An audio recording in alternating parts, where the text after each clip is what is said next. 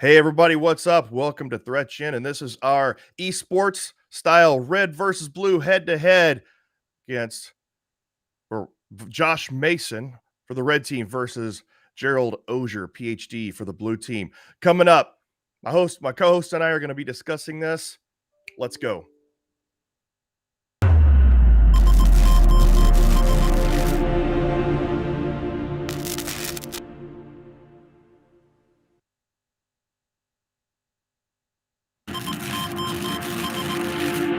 Simon, you need to turn your audio off there. What's up, everybody? Hey, this is Clint with ThreatGEN and Simon with Security Live. You there, Simon? There. What's up, everybody? Hey, maybe the echo's on my side. Should I put my headphones on? All right, let's do that. I just have mine muted, so I think it might be yours, Clint. Maybe the echo's on my side. Should I put my headphones on? Testing. Can you hear me now? All right, let's do that. I just have mine, so I think it might be yours, Clint. Maybe the echo's on my side. Should I put my headphones on? Testing. Can you hear me now? All right, let's do that. So I think it might be yours, Clint. How's this, everybody? maybe the echo's on my side. Nope, I think it's yours, Simon. I've got my headphones on, and I've got. Sorry, everybody. We're getting on it. We're getting on it. Okay. All right. So Simon had to go take care of his looping audio. I put my headphones on just to make sure. So what we're going to be talking about in this first 10 minutes or so here at the bottom of the hour, we actually have our first debut maiden voyage of the red versus blue esports broadcast of the head-to-head. We've already had a head-to-head battle against myself and Jerry, and I lost. And so I'm not necessarily sad about that or disgruntled or I don't hold a vendetta, but we'll see. But anyway, today it's all about Jerry, our reigning champion, against Josh Mason. So that's going to start at the bottom of the hour, actually about 6.5 minutes from now. And as soon as Simon gets back, we will be doing a sportscast style broadcast here where we're going to be able to show both screens back and forth as they take their turns. And Simon and I are going to discuss it and talk about it, do play-by-play and color commentary. And then if you want to watch Jerry's stream, I think we might actually have that here, but I can post the link here in just a minute. So Jerry's stream, if you just want to watch the blue team, I'll create that here in just a second.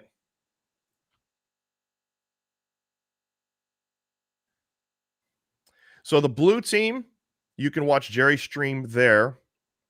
And if you want to watch the red team side, you'll be able to see that right here. So this is Josh's stream on the red team side. Or you can just stay tuned here and you'll see we'll be discussing both sides. All right. So let me get all this situated and we can actually see here. And all right, here we go. So if I go switch over to here, we can see the countdown there at 5 minutes. That's Josh's side. And then this is Jerry's side on the blue team. So as soon as they all start, we'll be able to switch back and forth. And I'll make sure you won't be able to hear their audio from here. But so you've got Jerry Auger, who many of you know, who is the blue team CISO extraordinaire, and Josh is the red team extraordinaire. And so we already have some stuff going on here. Let me go ahead and bring in Simon again. Let's try that again. Can you hear me this time? Yeah, this sounds good with no echo.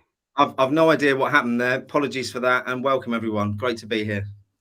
So yeah, we have so we already have some people rooting for rooting for red team. That's good because so far I was hearing that a lot of people were only rooting for blue team. So we've got That's true. Thanks, Craig. Appreciate that. I saw Right. in the InfoSec Live community earlier, I think we had 10 for blue and none for red. So it's nice to see some support there. I'm going to have to root for Josh myself being a red zone. Sorry, Jerry. So, all right. I mean, so other than who you're rooting for, any predictions here? Well, it's difficult. I've played the game a lot myself and I've had mixed results, but then I'm not an expert. And it's interesting because both of them are. And I think it's going to be really tough. And I think it's going to be too tight to call. And I'm not prepared to put my neck on the block to call a winner. What about you, Clint? What do you think? I think Jerry's going to win only because it's probably going to be hard for Josh. Josh is newer to the game. So while he knows what he's doing on the red team, I don't know if he knows and understands the game mechanics well enough yet, whereas Jerry's been playing it more. So that's why I'm just kind of predicting Jerry will Who gets to choose the environment, Clint? Who chose that? Hold on real quick. I'm not seeing. Jerry says that he's live. I'm not seeing it just yet. Hold on. We're live here. Josh is live. Hold on. We're just getting some technicalities worked out. See that Jerry is live. I don't know. Maybe a delay yet. There it is. I'll use this to have a refreshment. Yep. Okay, there we go. So, all right, let's go ahead and go into our play view. So Jerry's going live here in 14 seconds, 15 seconds. Josh is a little further behind. Let me make sure I refresh this. Oh no, that's fine. Well, it gives us a bit of time, Clint. We've had Craig's jumped in with a question, if we've got time to cover that now, about explaining the rules. So for those who haven't seen this before. Yeah, so what we're going to see here is a turn-based, it's a turn, and Jerry, we're overlaying on Jerry, but that's okay. So this is a turn-based strategy game where Jerry's going to be the blue team or a network. The red team is Josh. And the way this works is I'll be switching back and forth. So they're each explaining their side. We're not going to hear their audio, but they're talking to each other. They're getting set up. So Jerry is going to, if you've never seen red versus blue before, you'll see it unfold here. It's a cybersecurity simulation. And Jerry will take each turn taking actions to set up his cybersecurity defense. And on the red team side, Josh's turns, he will take turns trying to take actions that are they're literally simulated actions for the red team to try to either take down Jerry's control system, hack the network, basically cause Jerry's blue team efforts to fail, such as the win conditions for red team are cause the blue team's ICS to fail, the industrial control systems to fail or damage those, or reduce their profit and loss down to in the red for 5 consecutive turns. The way the blue team can win is outlast the red team for the total amount of turns, which I believe is 50. I'm not 100% certain on that. It depends on how he has it set up in his settings. And then the other way the blue team can win is with a threat intelligence win. So that is, he collects enough threat intelligence on the red team in order to get the red team shut down. So those are the 4 win conditions, 2 on each side. And again, it's just a turn-based game. So here we have Jerry setting up. So if you go over here, you'll see that Josh is already waiting. So Jerry is setting up. This is his default settings. Well, he went with the default settings. So here it is. We're just literally waiting on Jerry to start the game here. And there we are. Here we are. They're off. So Jerry's he's got an opportunity to choose now which environment he wants to play in. He's chose Do the you think? manufacturer. Do you think he's done that for any strategic reason, Clint? The one he's gone for, does he know that better?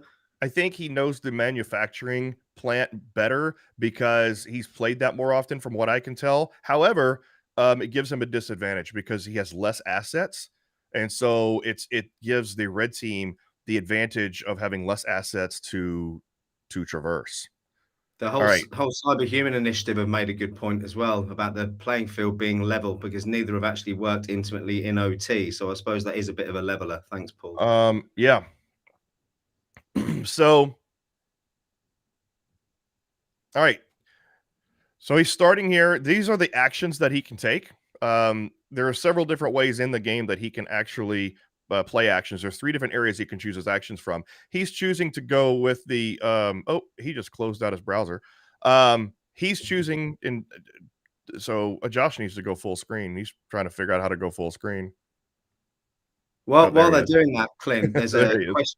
question come in from Alex Goodwin. So the blue team managing an own goal on their ICS process is more of a lose condition than a win condition. Would you agree with that? Yes, absolutely. That is correct. Yeah, so the blue team can in fact damage their own ICS. And did they Well, what's already going get? on here? Oh, it's Josh's turn. Okay, so Josh is so basically Jerry ran out of turn. Jerry ran out of out of time talking.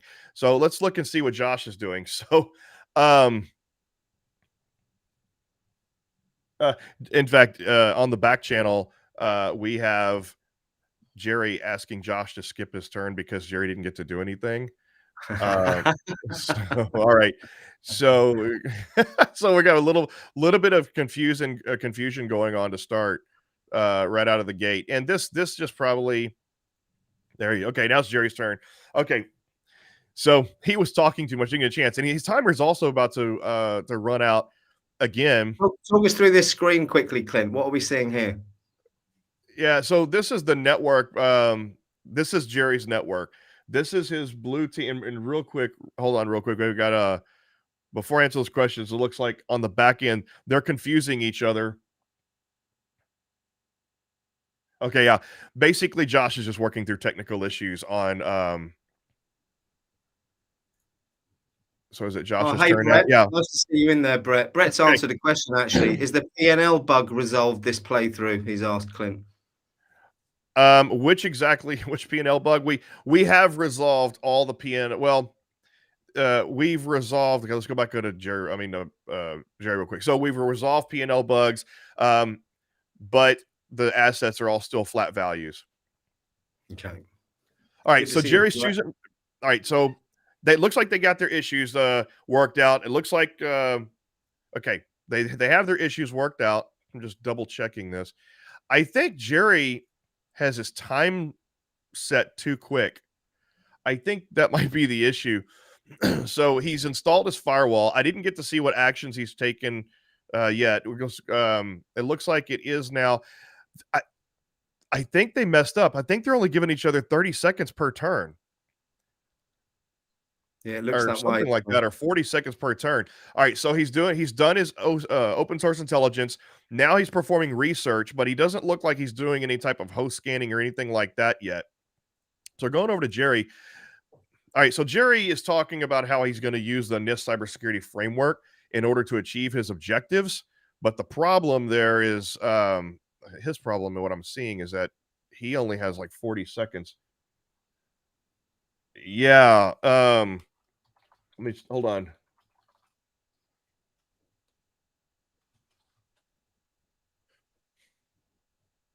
Okay.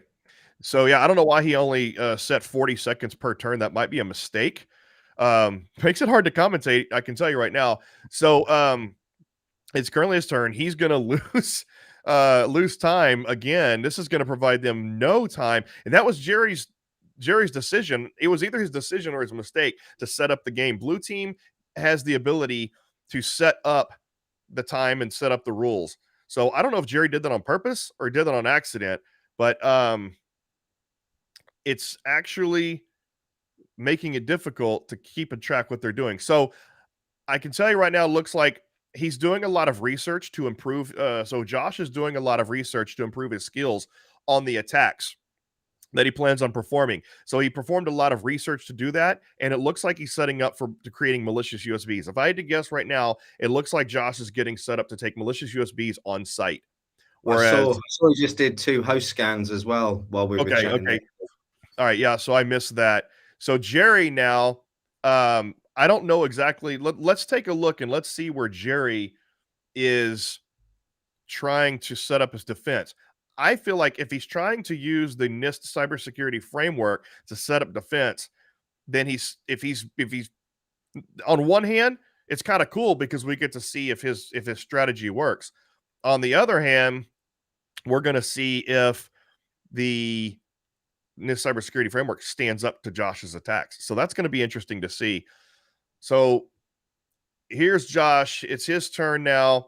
He's kind of going through the menu. These are his notifications to let him know what all is set up. It looks like he's prepared network evasion. So his network evasion will take effect on his very next attack. So he's got these 2 hosts that he found that he's already port scanned them. So he knows basically one's a network device and one's it looks like a Windows device. And so he's also performing physical recon, which is going to enable him to go on site. Now, I don't know what his strategy is. He's preparing for both. He's preparing to go on site, but he's also preparing to perform a network attack. So I don't know what strategy he's going with yet. Jerry has installed his gateway firewall and his policies and procedures. So he's really setting up, number one, obviously you set up a firewall right out of the gate. And so now Jerry is kind of planning the basic security with his policies and procedures in place. Looks like he's considering his asset inventory, which is going to be necessary to start finding vulnerabilities. I see from the chat, Clint, just keeping an eye on that. It looks like Josh made the rules. So he's put himself under that time pressure, which could be an advantage for him as the red team. Oh, wow. Okay. All right. So we're back to Josh's turn. So Josh is the one that made the rules. Wow. So he put the pressure on Jerry. He thinks he can move faster than Jerry. Whoever hosts makes the rules. So, all right. So he's looking for vulnerabilities. He's done service scans on those 2 hosts that he found now, and now he's doing he's looking for public vulnerability. So it looks like he's going on a direct attack, which looks like that's the gateway firewall as well as the a remote user. He's passed his turn now to Jerry. So in real life, Clint, just giving people some context, what kind of tools would he be using to do that? Which one? So Josh? Yes.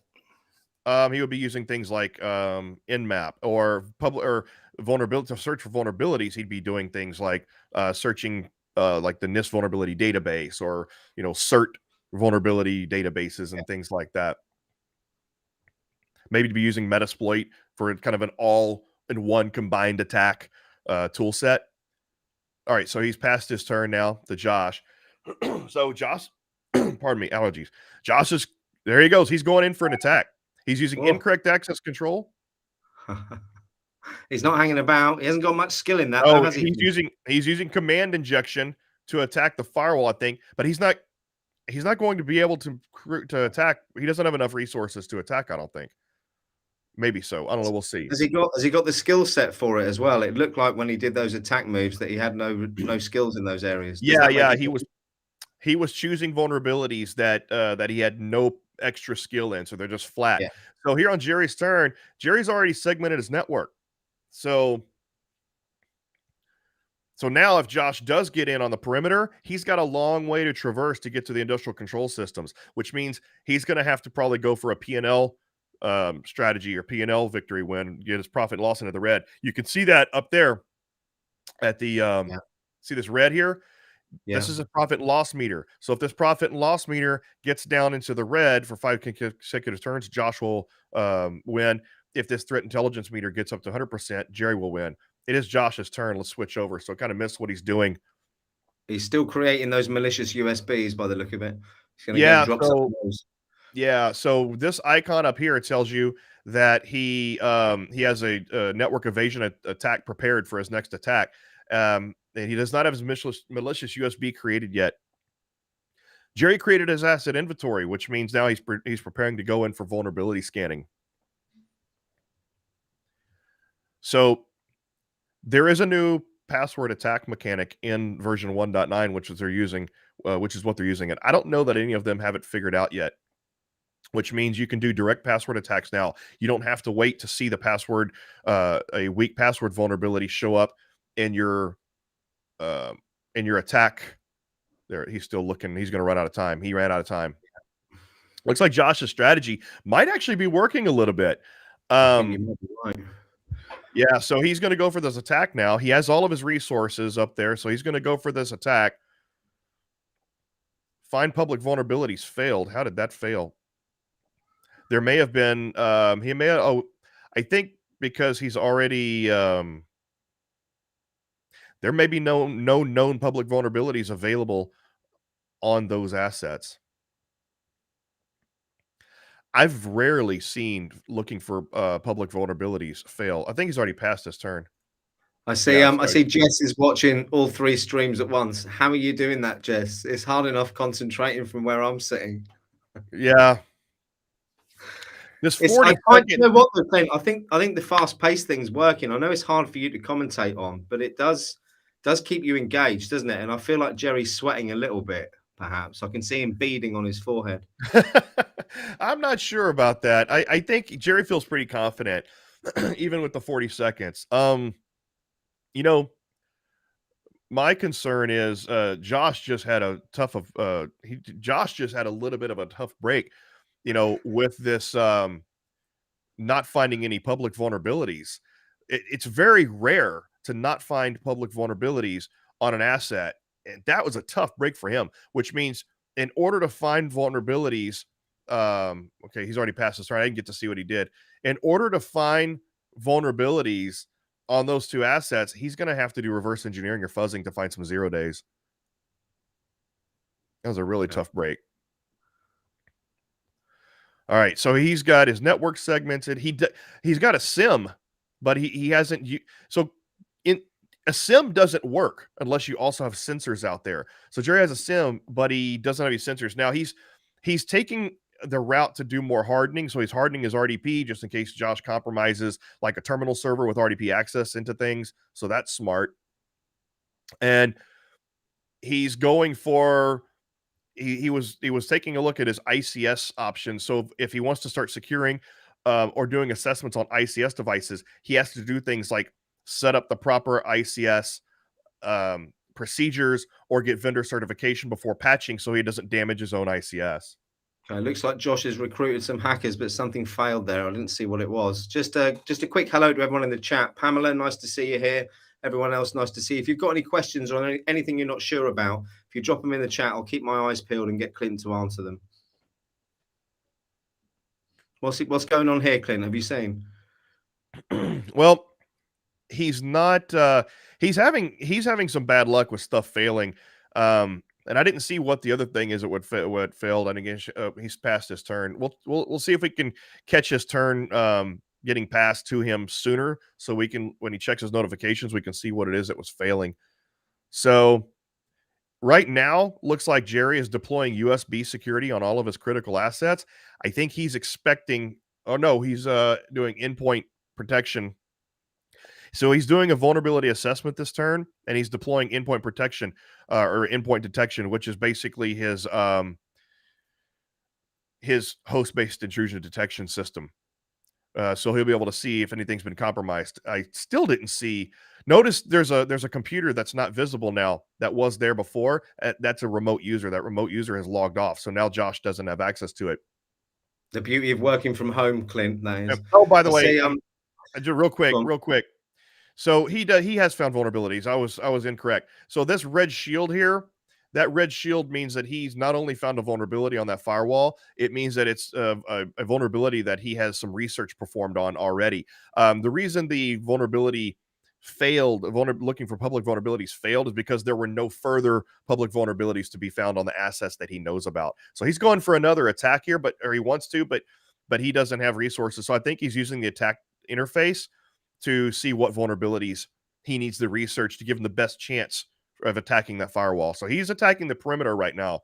If I were, obviously he doesn't know what I know on Jerry's side, but I think Jerry's not focusing on physical security. So right now, the best chance that Josh has is to go in physical. Take advantage of dropping all of those take advantage of dropping those malicious USBs that he's creating, go physically on site because Jerry's not focusing on physical security. And I think the reason he's doing that is because he knows Josh. He Yeah. thinks he feels confident that Josh is going to be going for a cyber network attack and not physical. So he's playing poker. He's doing that because he knows Josh, and we just missed an entire turn by Josh. But that's because Josh, well, that He's so quick. Josh, He's waiting. yeah, well, he has no resources, right? So if you look at him, he has no resources here. So he just passed his turn directly. Jerry has no resources either. So I don't know what Jerry's doing. I think he's just kind of talking to people or whatever, but he has no resources either. So he can't play anything either. I think he's just strategizing and talking to his viewers. Okay, So well, while he's doing that, quick couple of shout outs. Kerry, thanks for joining. Sonny, my 17-year-old son, hello, thanks for joining. oh, Hope you're finding awesome. it interesting. Sonny's doing technology levels at the moment, part of which is obviously cybersecurity. So this is pretty interesting to him. Right, All let's right. see what's happening now. Has he got Yeah. resources? Yes, he has. Yeah, so that remote user is back, and it looks like he was checking to see what vulnerabilities he had. What's interesting about if he chooses to attack that remote user, number one, the remote user is very elusive, so sometimes it's hard to keep track of it because it'll log in and log off, and you may not have access to it whenever you want to attack it or use it. But if you do compromise that remote user, anytime that remote user is logged in, that's an attack vector, a separate attack vector into the network. So for example, if you're choosing a P&L victory, you decide to deny the firewall and cut all of their network access off. Well, the VPN is, if they have that installed, which Jerry does not, the VPN would be separate access into the network. So a lot of players choose to attack remote users or other alternative attack vectors with combined with the P&L victory. Now, what Jerry's doing here, he's already been on his vulnerability research, and now he's already doing system hardening and patching and all that stuff like that. It looks like he's got an awful lot to do. Yeah, so I'm reading this. I'm just kind of reading different. If you'll do me a favor, Simon, anytime we have some chat messages that you think we need to highlight or answer or whatever, let me know because they're moving at such a fast pace here. I'm Yeah, no, kind of I have. focused Don't on what worry, they're I've doing here. got my beady eyes on them. I have called out a few. The only problem, I can't actually respond to the chat on the Yeah. chat thing. So I Next don't time want to we'll have to make interrupt sure you to too give you much. admin I'm good at access. that. Okay, he's passed his turn. We'll see what he's setting up for. So Josh is right now. We're kind of in this calm before the storm. Josh he's still preparing for the perimeter attack. He wants to attack the perimeter and work and wind his way through the network. Jerry is following proper procedures. He's doing what a CISO would do and shaking his finger. But you can't see it because I'm covering you up, but I can see it Do on you my know? Do screen. you know what he's not doing, Clint? He's not thinking like a criminal. Josh is. You're exactly right. You're exactly right. So he's going through and he's doing his best practices. He's done his vulnerability assessments. He's doing hardening and patching and all of that stuff. And now he's finally got his backup process started. So in this game, people overlook the backup process in creating restore points because when you have an incident in this game, the quickest, easiest, fastest, and cheapest way is to create backup process, create the backup process. Oh, did he already pass his turn? Yeah, it's No, already yeah. Jerry's turn again. To create the backup process, why did he pass his turn? I'm guessing he had no resources again. So he's doing a lot of stuff. He's doing a lot of research. He's trying to maximize his chances. But going back to the backup process, it's free every turn. You can create restore points for every asset for free every turn. So if you get compromised, you just restore back to that compromise point. Now you have to be careful about doing that because you want to make sure that you don't restore to a compromised state. So Yeah, very true. Let me just jump in quickly, Clint. We've got a couple of things in the chat. Craig Laporte has put, would you guys say the game is a good way to learn or more of a reinforcement tool? My 17-year-old's already started playing it and he's loving it. So I think it's both. Clint, what would you say about that? yeah, I would say that sorry, back over to Jerry. Josh still has no resources. He's got a lot of stuff going on in his queue. So the whole reason that we built this tool was to reinforce cybersecurity concepts that you're learning in a class or something like that. And so all these concepts that you're learning, it puts them all together into a cohesive big picture for you, so you can see how it really works all together. And in a way that you don't have to be technical. So you can use it to learn as well. You don't have to be technical. That's the reason we built it to be higher level, so that any beginner can come in and start to learn this. My wife knows nothing about cybersecurity, and she played for 2 hours and then was talking to me like a CISO, asking questions about, And also, Clint, what you're not seeing here is the fact, because these guys are going through it so quickly, everywhere there's an information icon. So if you're looking at the different Right. attack methods or enumeration methods, you get to do an information hover, and you can go through to a page that kind of explains it all to you as well, which is really, really good. Rene, I see you Exactly. jumping in there. Thanks ever so much for the shout out. Do you know what? I'm having loads of fun, and I may be coming to San Francisco in 3 weeks and then to Texas. And if I do, I'm hoping to catch up with you, sir. So what we saw there is Josh. Well, the reason, okay, Jerry's now going to be implementing intrusion detection sensors. That's what he's selected. He's looking for an area to install the intrusion detection system. And what we saw with Josh's previous screen is that, and we don't really see what he's doing over. We can see there's the descriptions that Simon was talking about. Josh is using his time when it's not his turn to go research and read about the game descriptions. And we saw that Josh was spending a significant amount of time doing research to maximize his chances. That's why he had no resources. If we look right there, we'll come back next turn, but Jerry already has 3% of threat intelligence. I'm not sure why. I think I might have missed something. Oh, so he's going for a password attack and it failed, which means that there were no weak passwords. Jerry, I think, has already implemented strong password enforcement. So he's already passed. I see in the chat that Pamela is your first time watching this. I hope you're enjoying it. And Alex Goodwin's, I think you, Aaron, and all have succeeded admirably on the educate newbie angle. And I completely agree. I think, we've got loads of great gamification things out there for learning technical processes like Hack the Box and Try Hack Me and Let's Defend, lots of other ones. But this brings all that together and gives you the concept as well, gives you the overview of all the processes, which is super important. Yeah, well, thanks for the compliment, Alex. Alex is one of our. I hope he doesn't mind me mentioning this, but he's one of our beta tester extraordinaires out there, really helping us. So Alex has been a part of this success significantly. So thank you, Alex. We've got an Archon in the chat as well who says they've got thousands of hours on this game too. So, yep. So that would be also one of our testing and support people. And actually, I'm going to dox him here. Archon is one of the founders of ThreatGEN. I'm just going to go ahead and dox him here, and maybe he'll get mad at me for saying that. All right, so that's what we do here in shoutcasting is we make people mad at us in an entertaining way.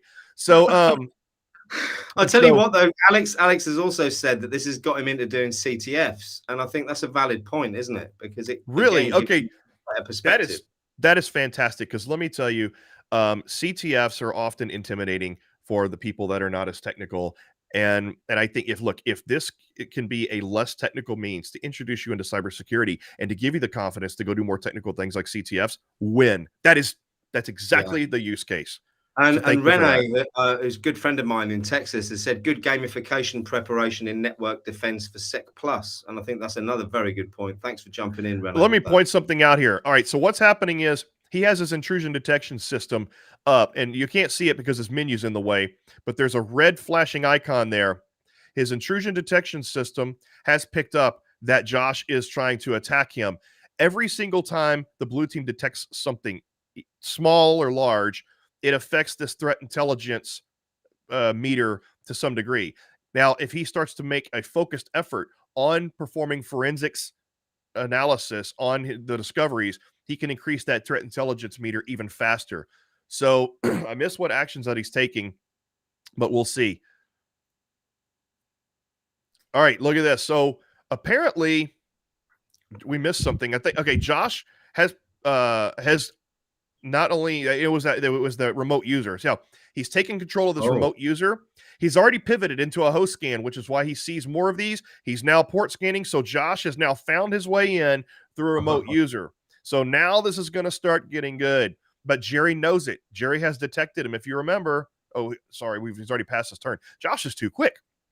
He is quick. So, Jared, remember, the other thing is, Clint, with it being a remote user, is that it could drop out at any time as well. exactly. So Josh can lose his access and not be able to pivot if that remote user drops offline, which happens often. So, but Jerry detected it. Jerry's not detecting that it's compromised because he hasn't implemented the endpoint detection, but he did see that it was targeted at least through his network intrusion detection system. So he's aware of it and he's hardening appropriately. If I know Jerry, he's going to be creating a bubble of protection around that device that he thinks is compromised, or that he thinks is possibly compromised, but he knows has been targeted for a fact. Oh, All right. apparently, Jerry's run out of money. Oh, I didn't see that. We'll go back and look Yeah. at that here in a minute. Look at this. Josh is on a rampage. Josh is he's on a forced Go on, march. Josh. Another quick one. Hey guys, just curious if this is available on Steam. I think it is, isn't it, Clint? It is available on Steam. They're playing the pro version right now, but it is available for $15 on Steam. We run 50% discounts every 6 weeks. Can you drop, because I can't drop any links, could you drop the links in for the ThreatGEN portal for people to have a look also for the Steam one as well? I don't have the Steam one up. Hold on. Yeah, I could do this one. So you can see that this game is so the pro version and more information about this is available at threatgen.com. If I'll go and get the Steam for the Steam version, just search for ThreatGEN Red versus Blue, or just search for ThreatGEN on Steam. It's the only game of its name. It'll be very easy to find. Yeah, I'll drop the link. I'll drop the link in to buy the game, the monthly subscription, in the InfoSec Live YouTube channel chat as well. I'll try and do that now. Oh yeah, I forgot. So we needed that link. Drop that into the private chat, Simon. Okay, yeah, I'm just trying to find it. Multitasking is not my skill, as a lot of people watching will tell you. Man, look at this. Josh is on a rampage. He has already got everything enumerated, and look, he has vulnerabilities that he's discovered on those devices. He's pressing forward. I don't think that Jerry has any clue that Josh is already in his network. So he must have spotted something else then. It can't have been this attack that he saw. Well, he saw that remote user had been targeted, but because he doesn't have endpoint detection installed, Jerry doesn't know that thing is compromised. I think Jerry thinks he's a little safe right now. All right, he's passed his turn. Let's see. Jerry got his budget. If you see here, so Jerry requested budget, and there's that wiki link again, so that it shows you how things are used in game and also the real world descriptions. Okay, he's got endpoint. Now Jerry's freaking out. Looking, so he has endpoint detection installed on the remote user. He now knows that remote user is compromised. He's going to have to go. He has not gone into incident response mode yet. Look, he's got his hand on his head. He's freaking out a little bit. So Jerry is now feeling the stress, and he's going to have to go into incident response mode to respond to that. Josh doesn't know he's been spotted because his access has not been. He has to. Now, here's the thing. If Josh compromises another host and starts to pivot forward, but that remote user gets it logs out, or if Jerry cleans that pivot, Josh will lose that pivot and lose access to everything else. Luckily for Josh. What did he do then? I missed it. Okay. Yeah, I did. Look at Josh. Look at Josh looks nervous too. All right. So here we are. I'll tell you what I've noticed as well, Clint, is that they've gone for 75 turns rather than 50. So it might be quicker goes, but we've still got a game. Yeah, but that's okay. So all right. So Jerry got his budget. Jerry lost money. He requested budget. He got his budget approved. And lucky for Josh, though, is that he got the compromise after Jerry segmented his network. So other than cleaning the assets, Josh is not going to lose access to anything. And looks like he's just patching. Cover his tracks as well while he's in there. Can he do what? Cover his tracks. Yes, but it's too late because he's already been found out. But he doesn't know that. But anytime you try to cover your tracks, after you've already been discovered, or if you try to cover your tracks. Access control attack, I think he's going for. Looks like for the SIM. Looks like he's going to go attack the SIM. No, yeah, he is. I didn't see which one. Maybe the Active Directory server. He's researching access control still. He's still no. He's attacking the firewall again. He knows that remote user can drop out at any time. So he's looking for an alternative route into the network if that's the case.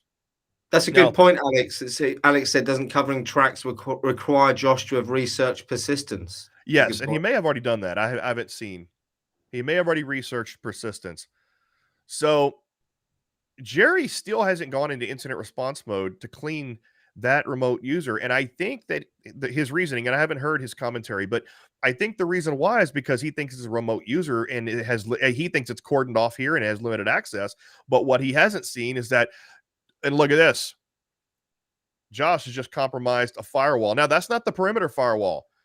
That's the server firewall. That's the firewall that separates the users and the server network. So if the remote user logs out or gets cleaned, then he can still lose access to everything. And Jerry detected it. Jerry had endpoint detection and the right intrusion detection system on the network. So not only did Jerry see the attack, Jerry knows that particular firewall is compromised. And it's like I said, it's the firewall that separates the user network and the server network. So he knows about that. So he is on to Josh. Now, here's the problem for Josh. Josh is still quite a ways away from the industrial control system network, and he's not doing anything so far that I can see that would contribute to a P&L victory, because he's not installing ransomware. He's not installing destructive malware on the servers he has control of. Josh went to go take a potty break or something. There he is. All right. Let's see what he does. He's got a lot of access and he's moving through the network, but it's not safe for him because Jerry's onto him and he doesn't have any alternative routes into the network. As soon as that remote user gets cleaned or drops off the network, he's going to lose all his pivots. I think Josh has a false sense of security right now, in my opinion. It's hard. It's hard though to see from his point of view. He's not aware of the whole picture, is he? Yeah. And so check this out. Jerry also has 22% threat intelligence score because he's detecting these things. So every time something gets detected, and it's hard to follow. They're moving so fast. It's hard to follow all of their actions, but it's quite possible Jerry is also doing forensics gathering every time he finds a compromise, which is increasing the threat intelligence score. So it's still all right. So it's Josh's turn. He's got 7 resources. You can see both the mistakes are both made. So Jerry thinks because it's a remote user, that remote user is cordoned off, and that he's not worried about that remote user because it's a remote user. He thinks it's cordoned off. But Josh is completely using that as a pivot to just literally move laterally anywhere on the network that he wants. And so he's given Josh free reign. Josh is completely unaware that how fragile that foothold is. This has turned into a really good chess match. And he still has not gone in. Oh, he is now in incident response mode. I missed that. So he is in incident response mode, and I did not see what actions he was taking to resolve this. I agree with you, Alex. A false sense of security, indeed. It's done that to me a few occasions as well. I'll be honest, I've only beat this system once, and I've played it quite a few times. It shows you my skill level. Oh, Simon, sorry. Earlier I said Cybersecurity Live. It's InfoSec Live. That I missaid the channel. Cyber info, potato. Doesn't matter. He's on Spaghetti Live. Spaghetti Live. Yeah. Macaroni Live today. All right. This is so interesting to me. Josh has pretty much complete reign now over two separate networks. It looks like he has control over the server network and over the DMZ network. And he has complete control over it. And he's just lost it.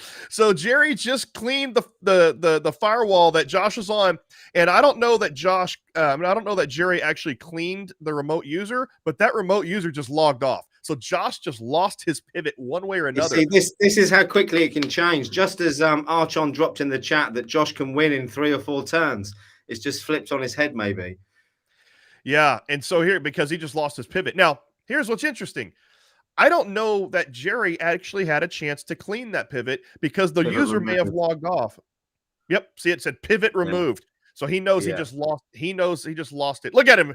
You can't. The users can't see Josh's reaction, but Josh was going. So he knows he lost that pivot. What I was saying was that because the remote user logged off, it's quite possible that that the remote user logged off before Jerry was able to clean. And Craig, I see you just asked a question about Steam. It is available on Steam. Yes. Okay. See, look, I don't know if Jerry, well, two things happen here. Number one, I don't know if Jerry tried to clean that remote user, but because it logged off, it didn't work, or he didn't try to clean it. Now he sees that Josh has compromised the sim. Again, you know, since the remote user is there, here's what's interesting. The remote user is back. So Josh just saw a message that he lost his pivot. He may not know that that pivot is back unless he tries something again. Has he done what many of us do, and he's gone down that rabbit hole? And as Archon just said, what's happened to the physical route? You know, he seems to have forgotten about that for now. He has, and from what I can tell, Josh, Jerry is not. He is not doing any focus whatsoever. Oh, he's trying to install disruptive malware. He's going for P&L victory now. He's trying to install disruptive malware, and it failed because I think Jerry has already done enough hardening on the systems that he's trying. So, and he's doing it on the remote user, it looks like, possibly the SIM server. So, I think going back to what you said earlier, Clint, I think that there is an advantage here for the blue team from a psychology point of view. Jerry knows Josh very well, and he knows probably what methods he's going to use to attack. Whereas in a real life or against the AI situation, you wouldn't have that advantage, would you? Yeah. And so here's what's interesting about the physical part is that, number one, he thought Josh was not going to go physical, and he was right. Number two, he's seeing evidence that Josh is staying cyber. Josh needs to use that to his advantage right now. He needs to use all of this network attack as a decoy to his advantage and now make a beeline sprint for the physical, because Jerry has focused nothing on physical security as far as I can tell. Nope, he does. Right there, he does have the physical surveillance cameras installed. So now that doesn't mean it's impossible to do a physical attack. It just means it's harder to traverse through the physical network without being detected. Okay, he's got some research pending still. Physical site, I mean. Was he doing physical research? No, I said he's got some still pending. I didn't see physical research. I think it was more for the vulnerabilities that he's spotted. He's trying to skill up on those. He's still trying to traverse through the network. Now, what he just discovered is that if you look here, that remote user's back. So he just discovered that he is still able to. He got his pivot back. Right. Now, since I can't hear his commentary, I'm wondering whether or not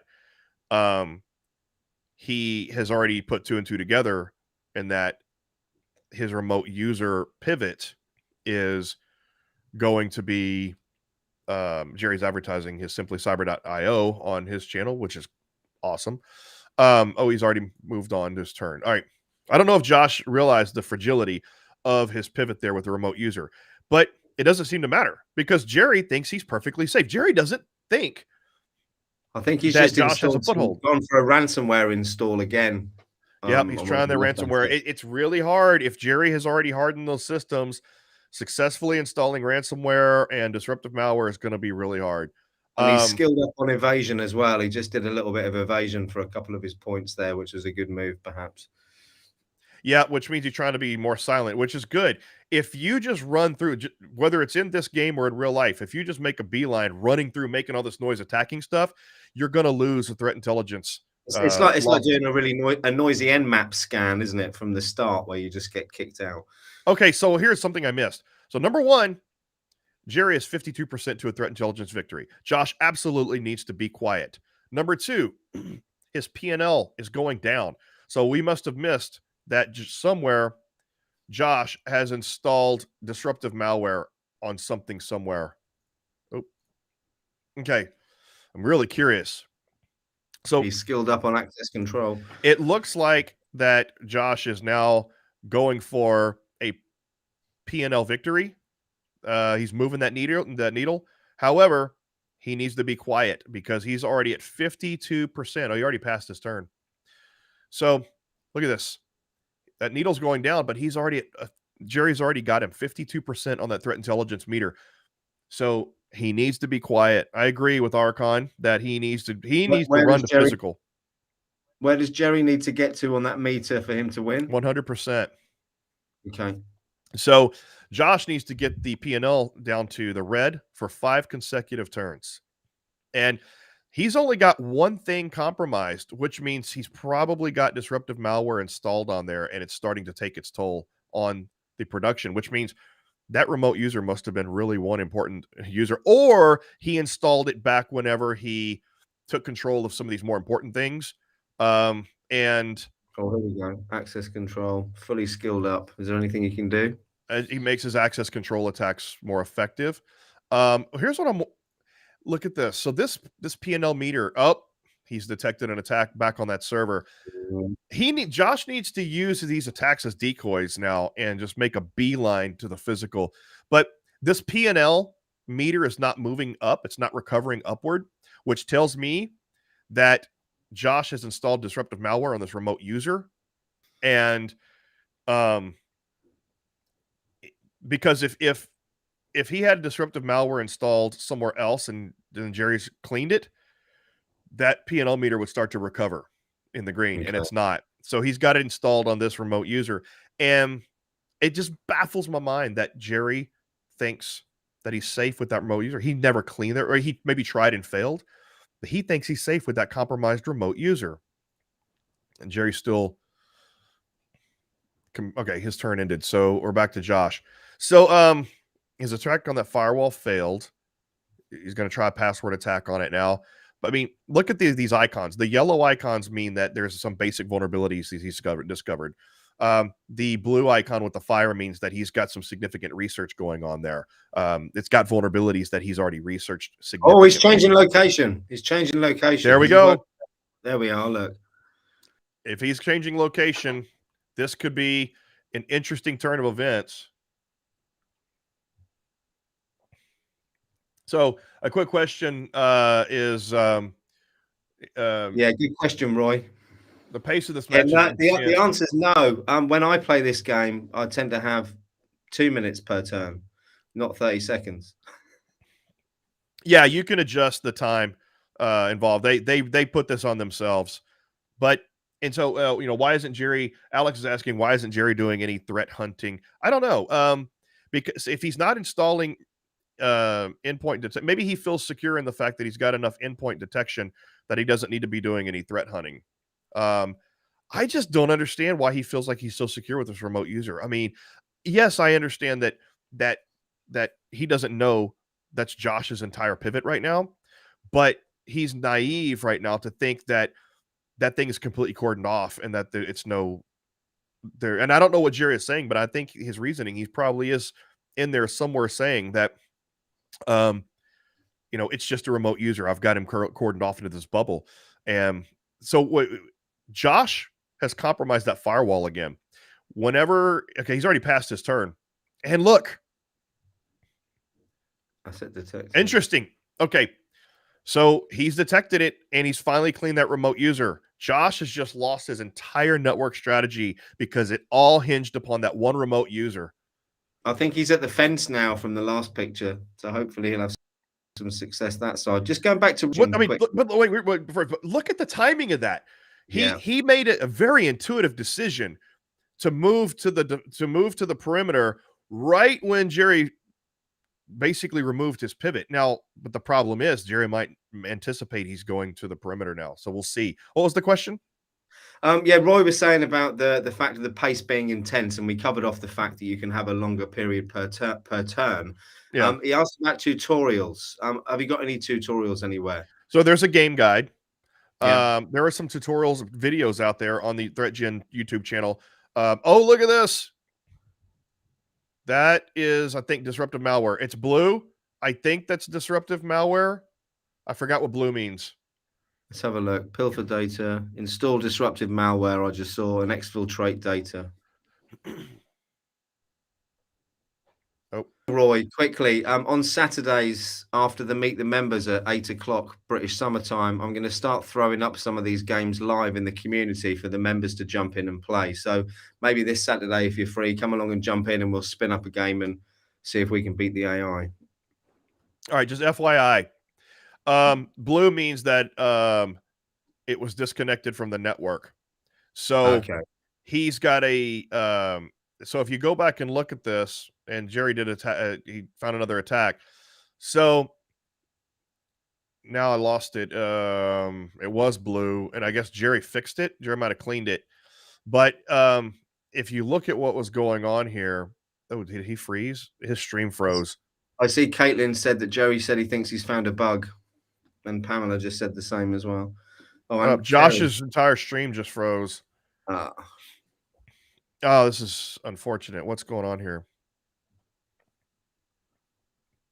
So what's he up to? Jerry's still playing. Well, it's not a bug. It's Josh's Josh. entire freeze. It's yeah. Do you want to jump in the chat and just say something to them, Clint? Yeah, hold on.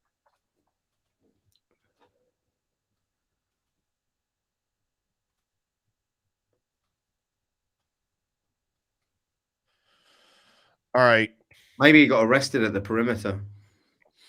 So I don't know what Josh is doing now. I'm gonna try to refresh this screen. Oh, maybe it was my stream. Is it back? The counter still isn't moving down, I don't think. It's not his turn. Ah. Okay, it's fine.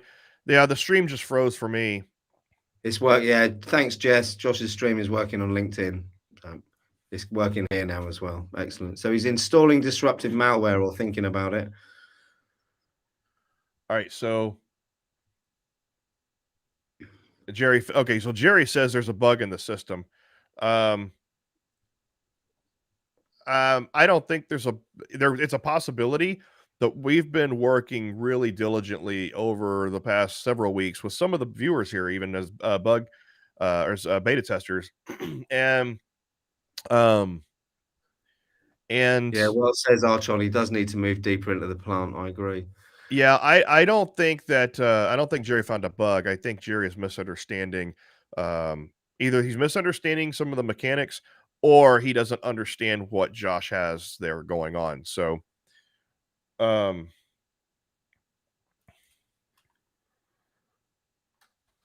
see. Let me ask him. It looks like he's doing something to me. It's running out of time, though. That's for sure.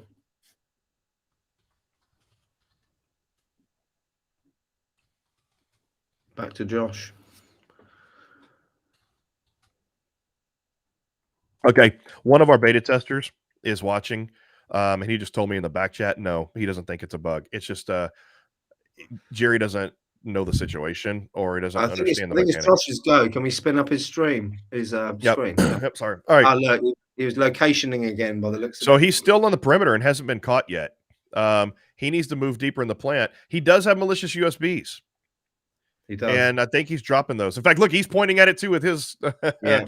So we're all talking about the fact that he has malicious USBs. He's probably planning on dropping. He's planning to go to the corporate office, is what he's planning to do by the looks of it.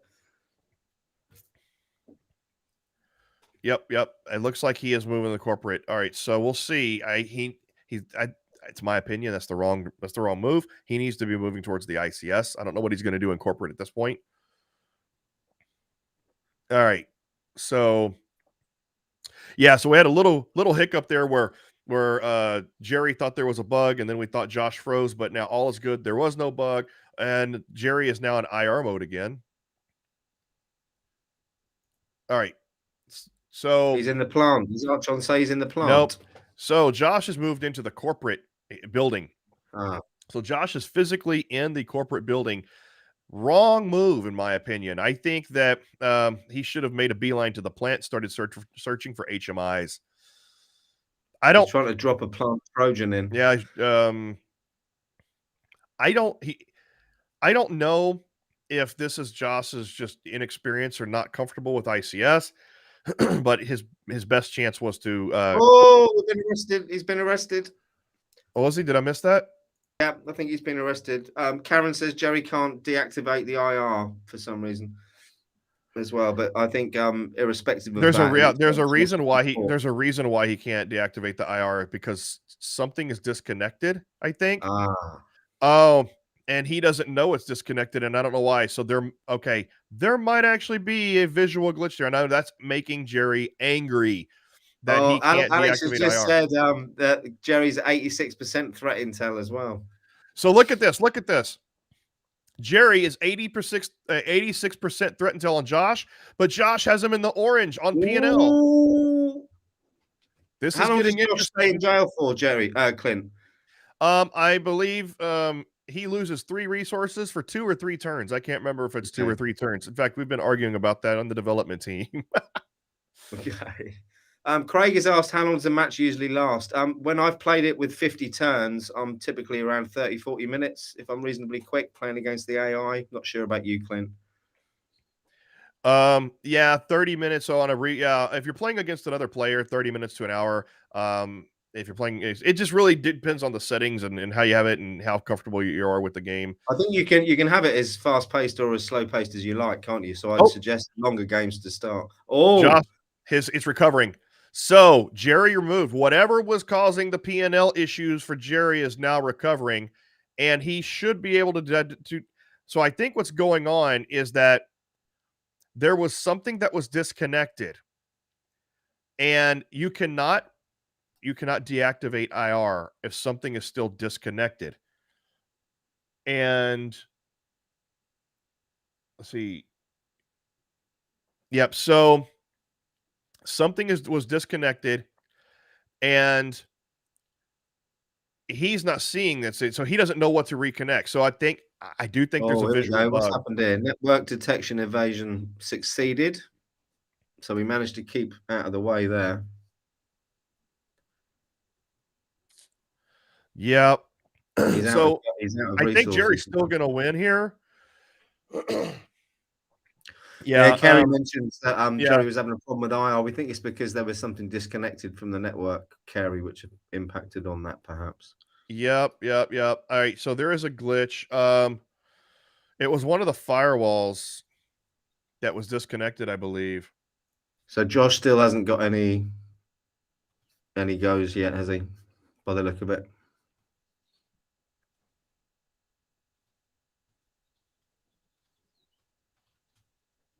Hold on just a second. So I don't think I've been quiet for that period of time for about a week. So it's quite nice. I expect everyone else thought so too. Password attack failed. Host scan succeeded.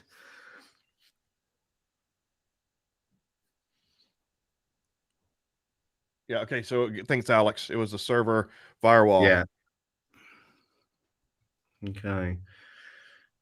He's got some resources back now. He's got 4 out of 7, I think. I don't know if he's got enough for that. Needs to upskill. Okay. So yeah, I'm letting Jerry know.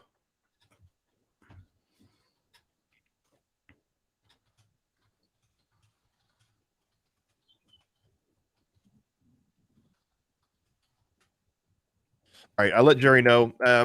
It wasn't. It's something I had to do for the game. I normally don't want to spoil anything or give any spoilers to Jerry, but it's only fair since there's a bug causing him not being able. I told him to try to reconnect the server firewall and see if he can do that. So, slight little bug there, but hopefully we can get past it. It's to Jerry's disadvantage. So if he ends up winning, then it's doesn't matter. But he is recovering.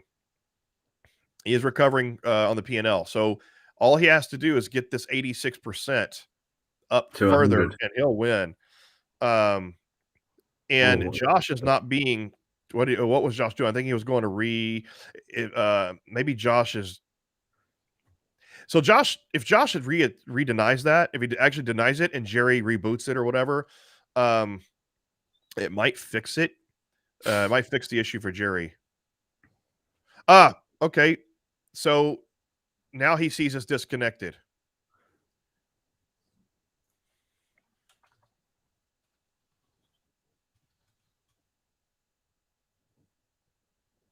So I'm looking to see. Yeah, so his gray lines, all his gray lines are gray instead of green. Okay. And that means it looks like this switch is disconnected. So I'm not sure if it's just that. Oh, it's gone now. Yeah, it looked like there was only one corner in. SW server, Alex says. Yeah, so I'm not sure if Josh denied that switch. It looks like Jerry disconnected the switch. Looks like he's thinking about sniffing some network traffic. Maybe not. Yeah. Did anybody see? Did Josh deny it or did Jerry disconnect it? Okay, well, it's back now. I don't know. Archon said it's the server switch. So.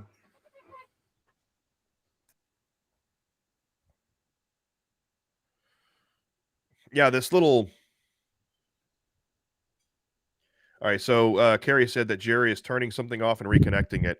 Oh, I see. He's trying to disconnect and reconnect the switch. So it was the hold on, I'm gonna tell him the server firewall, not the server switch. All right, hopefully we can get past this. It's almost it's caused a bit of a stalemate right now. What's Josh up to now? I think it's his turn, Clint. Here we go. Desperately looking around for what he can do, I think, is the answer. Yeah, because he has an opportunity here. I mean, Jerry's pretty safe, even stuck in IR mode and not being able to do anything else. I mean, IR mode is not a bad place to be stuck because if Josh attacks anything, Jerry's already in IR mode to go back and correct it. But we'll see if he can. Let's equate this to real life, right? He can't. They have a problem. There's the firewall. There's an issue with the firewall, and the firewall's broken, and so he has all of his incident response team trying to work on that firewall. So even though it's a bug in the game, it still represents real life a little bit. And that's absolutely. That's what we've been saying when Jerry and I played the first time, and when we play, we kind of say like, look, the game has bugs, every now and then. It might disrupt something while you're playing, but it's funny because all those bugs can be translated to real problems that you would have in real life that still fit the context of the game. I'm not making excuses, just making it fun. I thought that was brilliant until you ruined it with that at the end, Clint. It's true though, isn't it? And I sat here thinking the same thing. Nothing ever runs smoothly in IT. The 47 years of my life have shown me that. That's for sure. What's really interesting is that not only so we have our volunteer beta testers that are watching this thing, Alex and some others, and then we also have we have a server chat on the back end of things on Discord, to where the players and myself and admins and support, we can all talk to each other. We have this huge support system going on. We have a huge support system going on while this game is going on. Beta testers are watching this. We have developers watching this. Right now, on the back end of our Discord chat, we have support going on throughout this entire game, to where we already have developers and beta testers all talking about the problem that's happening and working on ways to fix it and ways to get past it as a workaround in this game. So it's really cool to see how an entire group of community and support and developers have all come together to support this event. It's all official and stuff. Like, it's kind of cool. Yeah, definitely. Cody, I completely agree. Nothing ever runs smoothly in IT. It never has for me. Look at that. He's got control of the DMZ, which means now he has an alternative foothold. So now, and I think it's Jerry's turn. We're just not seeing what's going on because he's looking at the NIST cybersecurity framework because he can't do anything. Yeah, okay, now it's Josh's turn. So now Josh has a new foothold, so he doesn't have to worry about that remote user. It also looks like, so now that he's been arrested, he's focusing back on cyber, and I think he's a little gun shy now. He's fuzzing is what he's doing. He's looking for zero-day vulnerabilities. Well said, Alex. Jumping on the problem like a starving poodle setting on a pork chop. Brilliant. Yeah.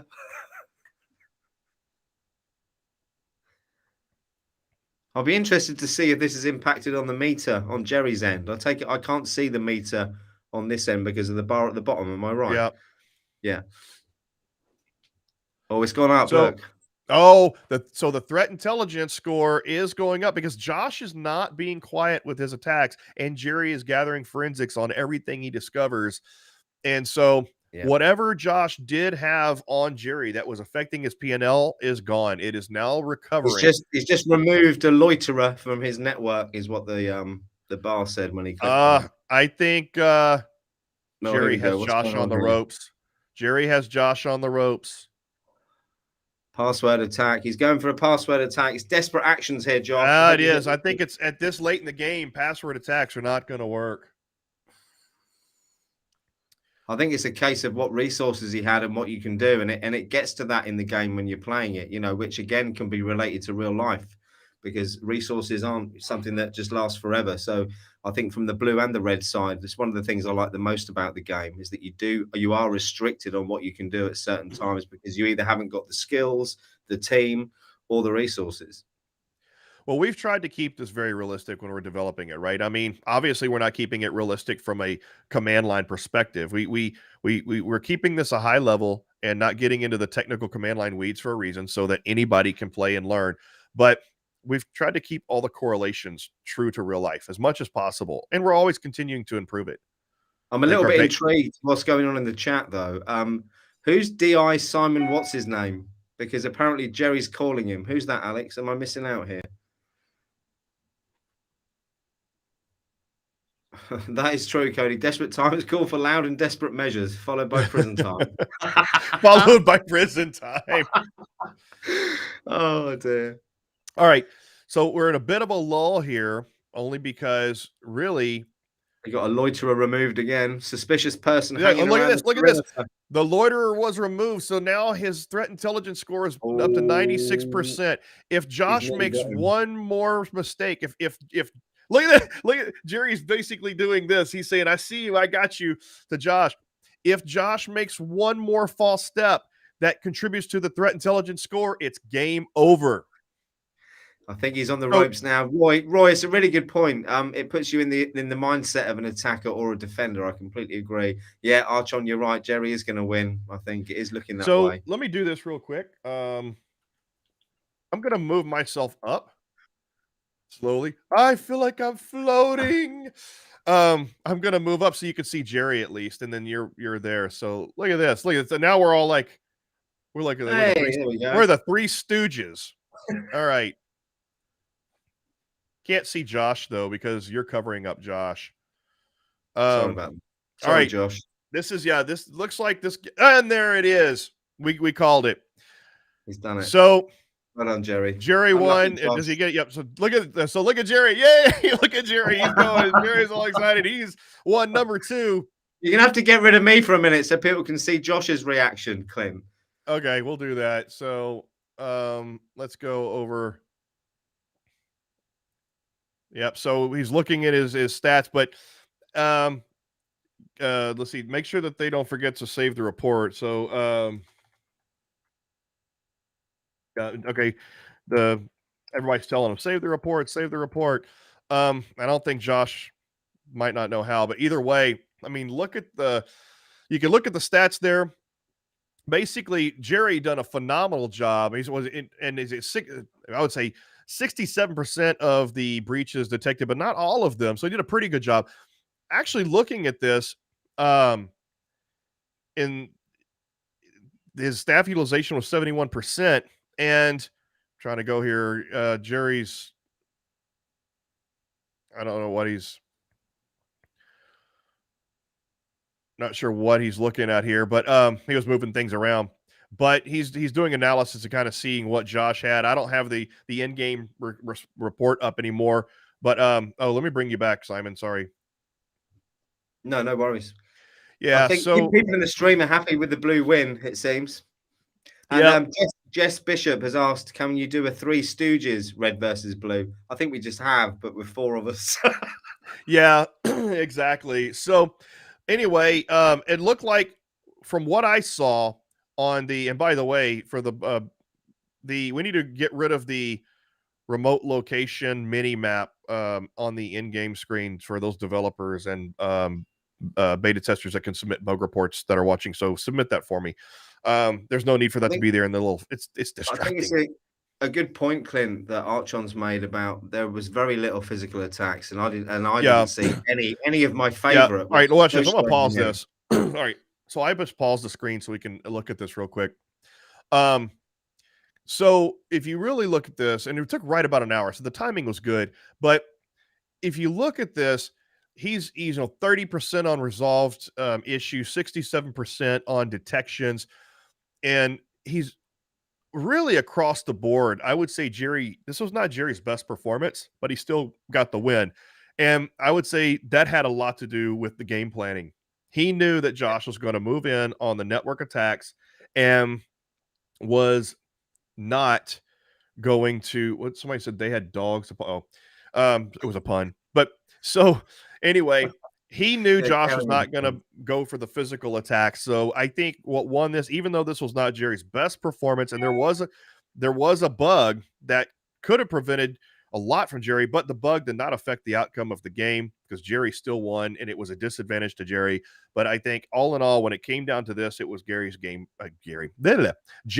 plan. He knew Josh. He knew Josh's tendencies, and he just followed the best practices that you need to follow in cybersecurity, and that got him the victory over the red team.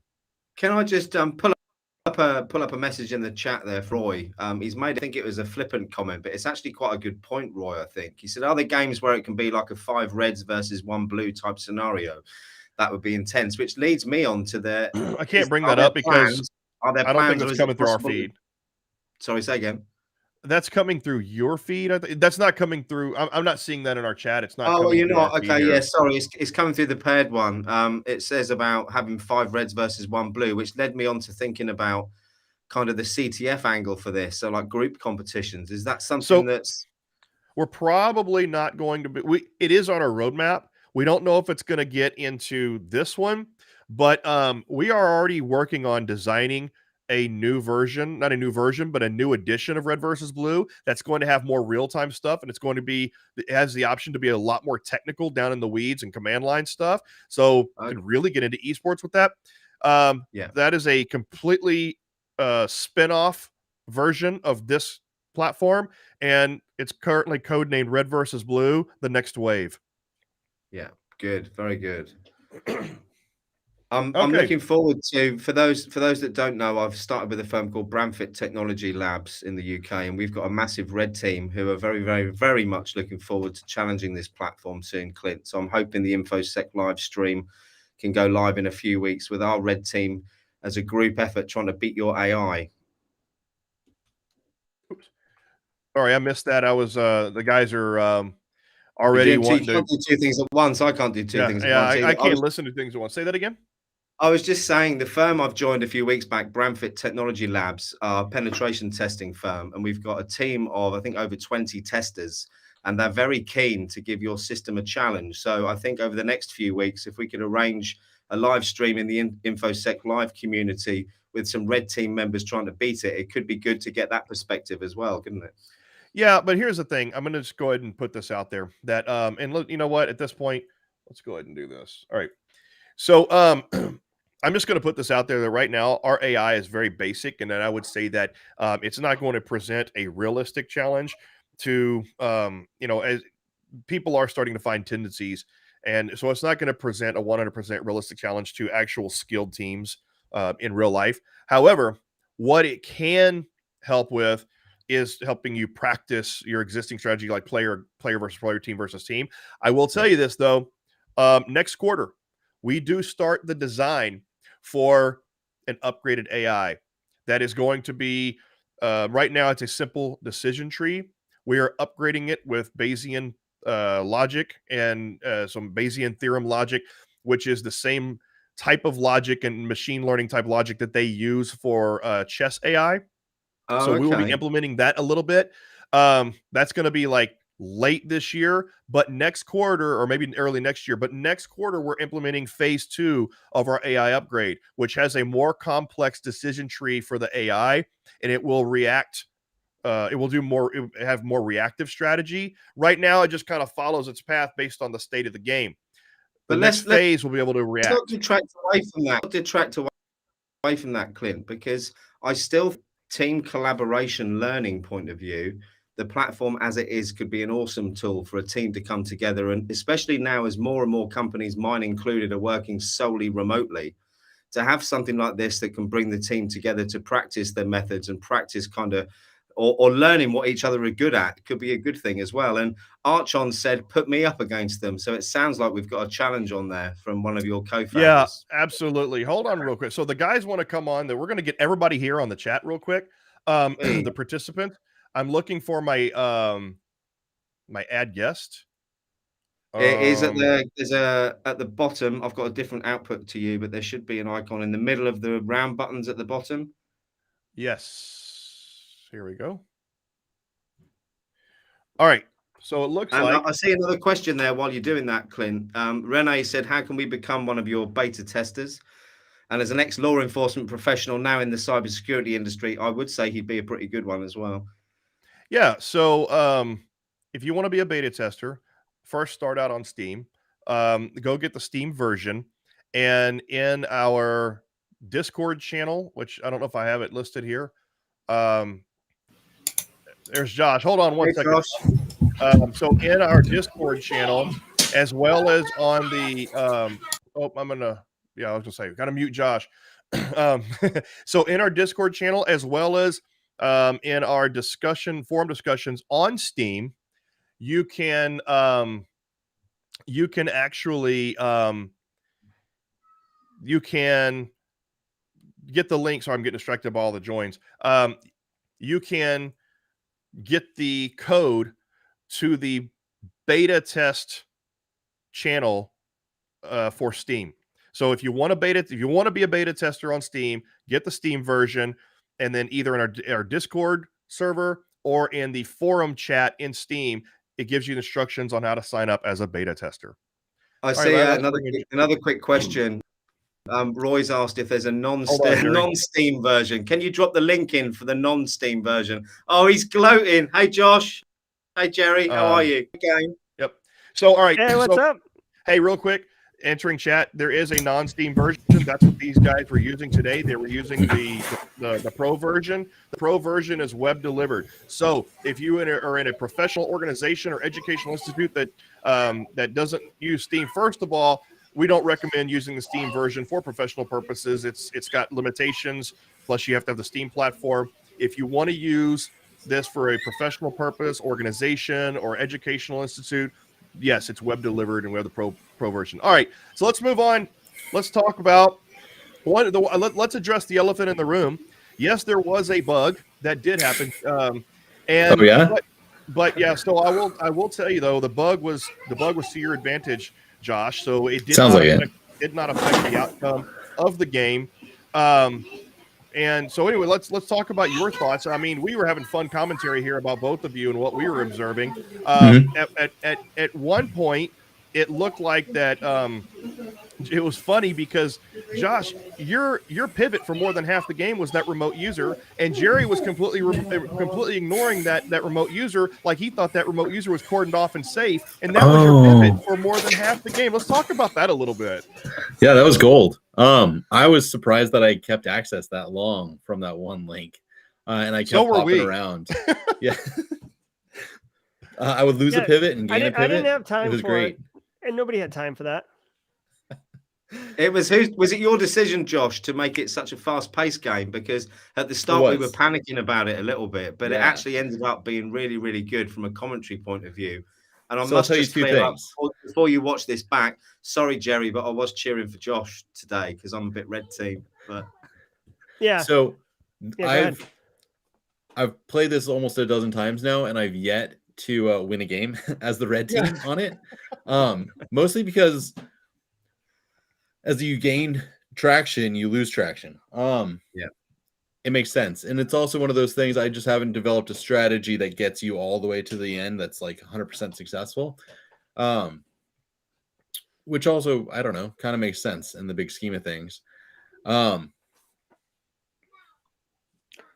I set it to fast pace, knowing that Jerry knows what he's doing. I've seen him play. I've seen him win on the blue team. And I figured if I threw it out there at like 30, 40 seconds, he would have to make quick decisions. And if he made quick decisions, he might make the wrong decisions. I think, So I I think it was was really hoping for. a good shout as well, Josh. It was a good shout. And it looked like start with Jerry a little bit. I might have got wrong, but I think the bit Yeah, I've had hold on. success My- with on the of one course, I just got a occasion phone where I call, beat which that screwed up. AI is where I pivoted to the kind of physical attack whilst I had the other attack going on. And that wasn't through my technical genius. That was through me clicking buttons just to work out what was the best to do. But Yeah, I was so surprised I didn't see you dive more into the physical side, Josh. Or do you think Jerry kind of, because he knows you so well, Clinton and I was saying that's where I was perhaps going to go. That's where I was going to go. yeah, the psychology of Yeah. it came into play before the game had started because Jerry kind of had, I reckon, on how you were going to approach that. Is that true, Jerry? So I said it on stream that Josh had made a comment on Tuesday's a live stream that I do every morning, a threat briefing. He made the comment on Tuesday or Monday, spoiler, ransomware. So I considered that threat intelligence. I said it's no different than cruising in the dark web, using a sock puppet account and finding out that, you know, healthcare is going to be targeted by Conti or something. So I said, okay, I'm focused on ransomware. I buttoned up my my ICS area a little bit, and then I basically was putting EDR in each network segment, hoping he would trip something. So that was my approach. And then once he started getting noisy in my corporate IT area, I have Sauron just and pushed it right over in that direction. Were you not concerned, Jerry, that he was going to go for more of a physical attack at any point, or did you feel with your cameras you had that covered?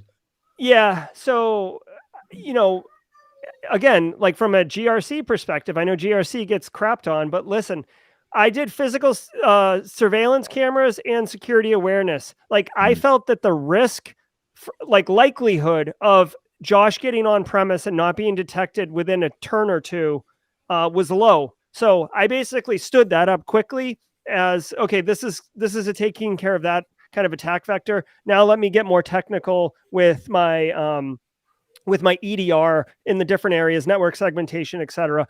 Kind of worried about more of the remote access perspective. And I mean, looking at how he won, or excuse me, what he accomplished at the end of the game, he did own the whole kind of remote access world. He owned endpoints. He owned the VPN concentrator. So yeah. Well, and we said that at the beginning of the game. Sorry, I'll give you the mic here in a minute, Josh. But Simon and I commented at the very beginning of the game that we were the way that you were playing. We predicted that it looked like that you were using your game plan. You had a game plan thinking that Josh was going to go cyber and not physical, and you stuck to that. So, all right, I'll pass it back to you, Josh. Yeah. I have the benefit of I've watched Jerry do this a few times. So I know kind of what he's thinking in a few things. So I figured he was going to stand up training and cameras fast because it takes few resources. It's fairly cheap, and it can be kind of bulletproof if the red side doesn't invest. So initially you can invest heavily. I did try to sneak in early on in the game, see if I could get access, and I got kicked out pretty quickly. It wasn't until like the third attempt that I actually got arrested. But it's difficult to make that work for you unless they're not paying attention. So if you go against a person who doesn't think to put up cameras, is like, oh, I don't need that. I need to set up the network side. It's overpowered at that point. Yeah, then you could sneak in. If you get enough resources, you recruit a couple more hackers and you bump up your social engineering, you get your USB and you go to town there. That could be money. That could be great. I haven't had great success myself, and I didn't think I would with Jerry. I tried it again later, and I made the most progress after I had invested in social engineering and physical attack research. It was bouncing around in the network and gaining wins and taking whatever I could win-wise. That really was my route, but it's also difficult. You want to research things that have the most bang for the buck. Yeah. So if I saw a vulnerability across interfaces, across different platforms, I'd try to research that and then see where it would hit, looking at firewalls and switches to make the most of pivoting. It was also one of those things I haven't played the blue side on this one, actually. Your dog So has something to say. yeah, my kids are going off to swim lessons, so the dog is very loud. I've had to be on mute the last 5 minutes because mine is screaming downstairs, Josh. I wouldn't worry about it. Yeah. So let me point out a couple interesting things that are happening here for chat and for the greater good here. So we talk about TTPs often, right? TTPs being like you can change the hash of a file or a piece of malware, how it executes, but you can't really change the approach that a threat actor takes because it's their style. And Josh said we normally associate TTPs with threat actors, right? APTs. Josh said, I've seen Jerry play a few times. I know what his approach is. And that is no different. It's the first time I've ever really thought about TTPs from a defender perspective, because usually cybersecurity professionals aren't broadcasting their strategy and approach on how to defend. But it's no different. Like he took that TTP as intel on how to formulate his objective and how to execute on that objective. I thought that was really cool. The other thing, if you followed my stream today, and Josh, the bug was I couldn't deactivate IR. On turn 48 out of 75, I activated IR to clean up my SIM server. Once it was cleaned, the ability to deactivate IR was disabled, and I was basically unable to improve my cybersecurity posture any after that turn. So whatever I was on turn 48 is what I was for the rest of the game. Now, fortunately, anytime you broke something, I could do IR on it because I was stuck in IR. But for those of you who are watching who don't know this, the more I thought about it, the more I was like, this is really actually realistic of real life, because I can't always get the R&D people to like patch their systems, and shadowed IT pops up all the time. And, like sometimes you've got what you've got.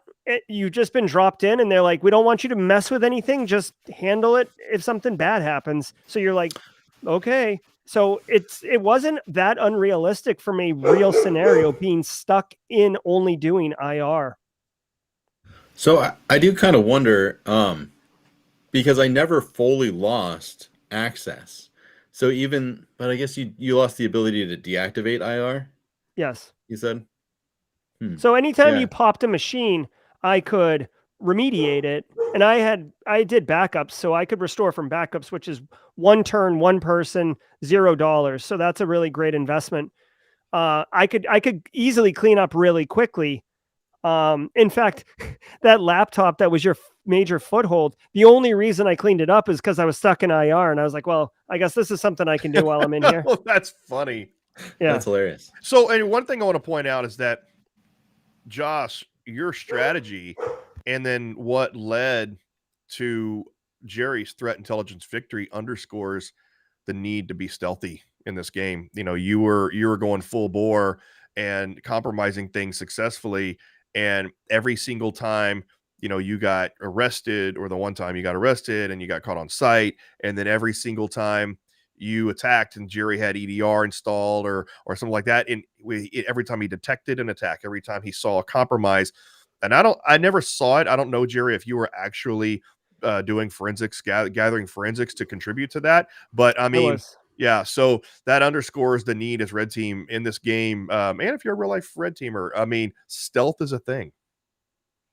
Yeah, it's true that my bet was either that we ran out of time or Jerry would win on threat intel. Yeah, and that's what I was saying. I think threat intel is what I did win on ultimately. Yeah. I was go ahead. Sorry. I forget. I don't remember what my desire win condition was. I think I was going to try to outlast you, but yeah. But anyways, I'll take a threat intel win. I may have outlasted you too, because we were getting pretty close to the end there. What were you going to say, Clint? It was.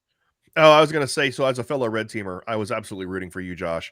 But I did predict Jerry would end up winning. And if you go back to the beginning of this recorded video, we'll get to that in a minute. I was betting that Jerry was going to win, mostly due to the fact that he has more experience playing the game. I thought it was going to be your lack of experience with the game, not your lack of experience as a red teamer, or that your skills are better than Jerry, or anything like that, or his skills are better than yours. I predicted that you were going to lose mainly because you don't have as much time in game. What I think would be a lot of fun is if we swapped it up in a few weeks, where I take the blue side, and then if you guys teamed up, where you could chat together on the red side. I think doing team would be really awesome to where on the red team stream, it's their team talking and playing, and the blue team stream. But we still have, I'd like to hear from chat. Honestly, Shoutcaster is cool. Yeah, yeah. But I think that I tell you what, Simon and I, the fast pace that you did, Josh, really initially had us like, oh, click, click, click. But we eventually acclimated to your pace, and then. Outside of the bug we're trying to figure out, the game that the shoutcasting had a nice cadence to it. It felt it was fun on our side. I would like to hear from number one. I'd like to hear from live chat here on what you thought of the shoutcast format, and number two, if you're watching this recorded, let us know in the comments what you thought of the shoutcast format here, because we're doing this for to have added value and fun. So instead of you, like one of our viewers, Jess, who always puts up two screens, instead of you trying to manually watch both and hear everything like that, the shoutcast, number one, makes it more fun like esports. But number two, you're hearing from my expert commentary as a cybersecurity professional, but also by me. And Josh has to go. All right, Josh, thank you. See you. Thank you for the sticking around for the debrief. But we'll continue here. Take care, Josh. Yeah, we can definitely do that. And also another like process improvement that I think chat would really enjoy, and that I know would be better for an overall quality production. YouTube literally just introduced a new feature last week called Live Redirect, but it's like Twitch raids if you're familiar with that. But when I ended my stream, I said, hey guys, I'm going over to ThreatGEN. Come on over there now. They'd have to manually do it. You can configure it to just push them. They'll just push. Like, nice. You know how like YouTube says next video coming up automatically? Yeah. It's just like that, except it'll be this stream. So we should definitely do that if people enjoy the format. Yeah, definitely let us know. Can I just jump in real quickly, because I've actually got a real job. I think we're gonna have to end this pretty soon. Yeah. You haven't seen that because it's coming through on my stream, and I don't think that shows up for you here. But a couple of people have apologized for asking questions throughout. And I think as much as the shoutcasting was brilliant and it was fun, it was also invaluable for the people watching to be able to answer those questions. And I think it's difficult to do that when you're trying to commentate as well. So from my point of view, I like the fact that people were jumping in, engaging with it, and digging under the bonnet. Yeah, do not apologize for asking questions. Yeah. But anyway, look, it's been so much fun. I've got another meeting. So look, have fun, everyone. Thanks ever so much for inviting me along. It's been awesome. Sounds good, Simon. Yep. All right, Jerry, you going to bounce too? I think what we'll do is in future versions, we will actually, we can actually have a kind of a scripted, how we push everybody over. Let's do the debrief afterwards, and then how we in the chat and everything like that. Absolutely. This was a good test run. And like Josh said, I'm happy to reconvene. I'm streaming every Wednesday at 11:30 a.m. with Clint, playing red versus blue in different kind of simulation formats.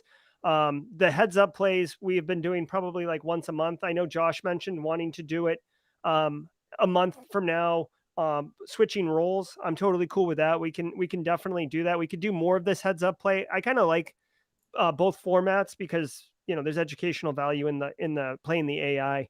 But yeah, so let us know. Use comments, use chat, ping us on Discord, on LinkedIn, on Twitter, whatever. Just get your commentary to us so we can make this as valuable and as entertaining for you that we can, right? Like we're literally live streaming to you. So like if it's not good for you, then like we don't want to do it. So yeah, exactly. Yeah, this number one, it's meant, we did it this way to be fun, but it needs to be of value to you. So definitely let us know. On that note, I think we're going to call it. It's at the top of the hour. We're actually a couple minutes past.